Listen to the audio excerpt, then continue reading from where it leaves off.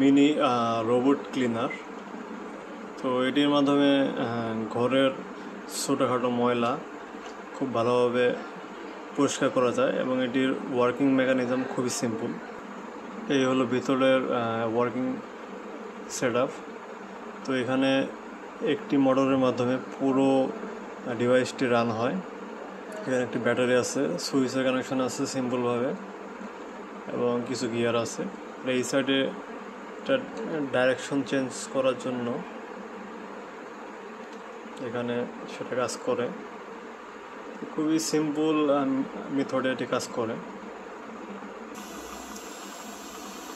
তো ঠিক এইভাবেই ডিভাইসটি কাজ করতেছে।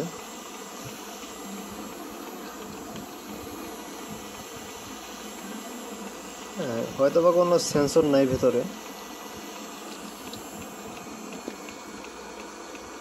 কিন্তু বাধা পেলে অটোমেটিক ঘুরে যায়। এটা হয়তোবা তারা সেন্সর ছাড়াই এটা মেকানিক্যালভাবে সেট আপ করে দিয়েছে।